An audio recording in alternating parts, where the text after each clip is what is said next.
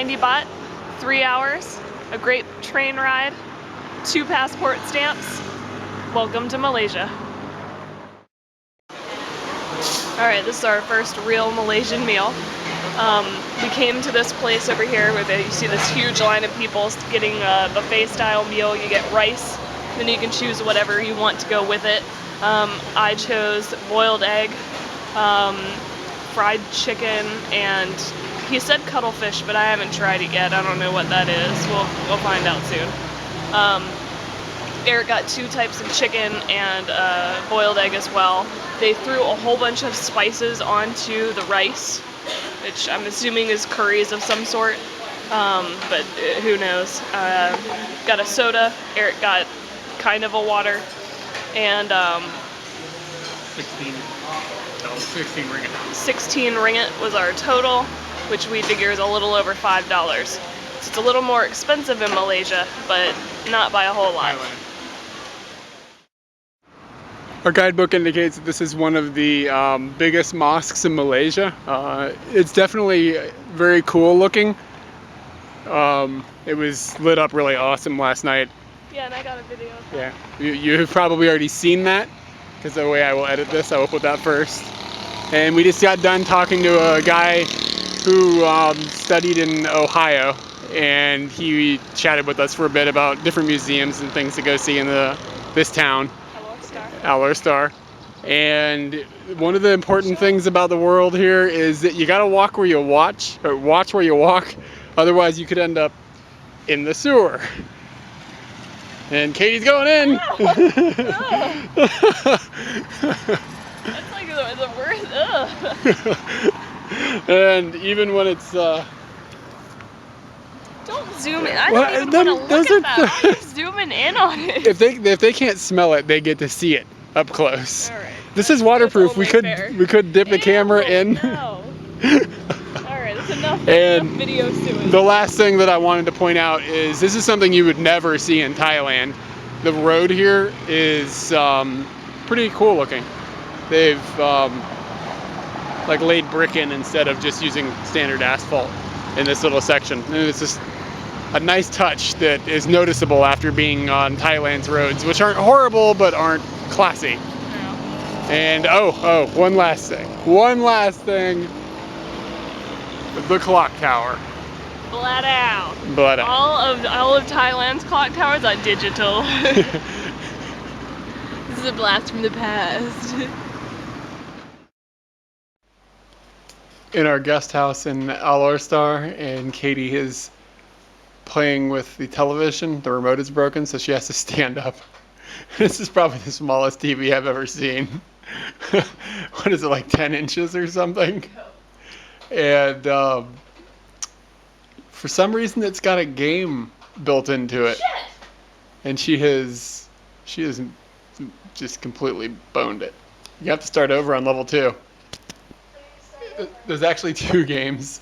One's called, what was this, Boxman? Another one's Greedy Snake. We haven't played Greedy Snake yet, but this seems to have her stumped. It's a lot like Chip's Challenge, if you ever played that on the PC, like back in the day.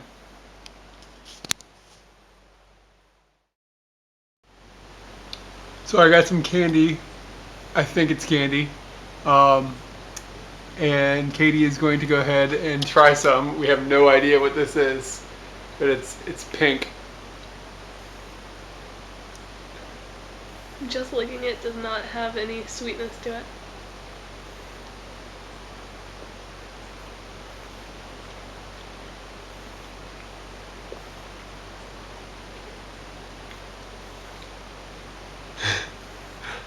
Your reaction? It's got coconut in it.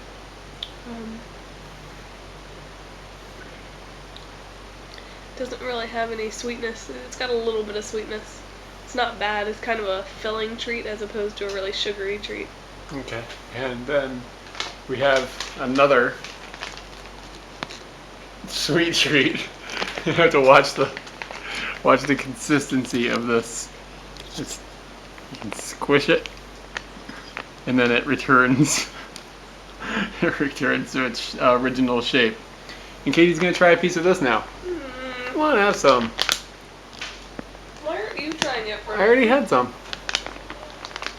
You gotta get the original reaction. Alright, you get this little tiny niblet.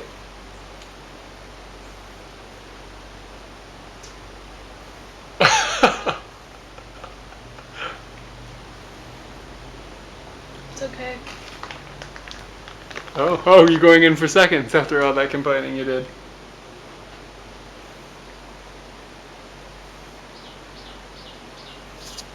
What was it called? Dole something? No idea. Where did my little piece of paper go? Oh well.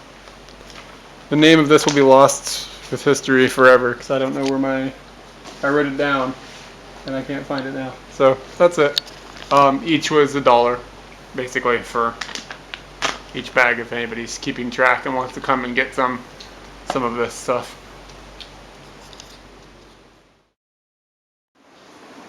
Two things that happened in Alor Setar that we didn't really get on video.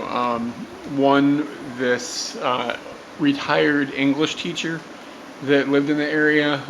He was Malaysian, but he had studied in the States in the 80s and had taught English here at the local university and was now retired.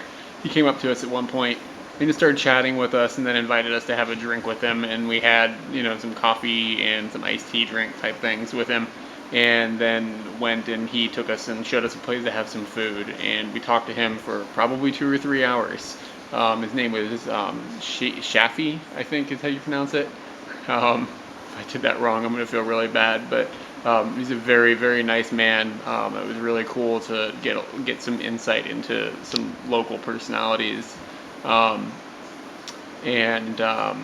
He really, really, really has got wide, very extensive knowledge of American movies, mostly older American movies, things that we really didn't know a whole lot about, but he definitely wanted to chat about them, and was unbelievably disgusted at James Dean's behavior, because he said he has got 2 books on James Dean, and both books indicate that James Dean would go into somebody's house that he had just met and put his boots up on their table, like in the living room or whatever, the coffee table. And this guy looked like, I've never seen anybody more disgusted with any act ever than this guy's explanation of James Dean and his dirty boots. The other thing that we did while we were in Alor Setar is they have like something that kind of looks like a space needle.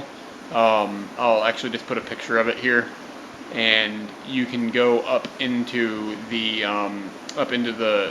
top area of it like you can in the Space Needle. There's an observation deck, and we went up there and did that as well. And those were the 2 things that we did that I wanted to share that we didn't get a chance to put on video. And don't ask why we didn't put the observation deck on video, but sometimes we just forget.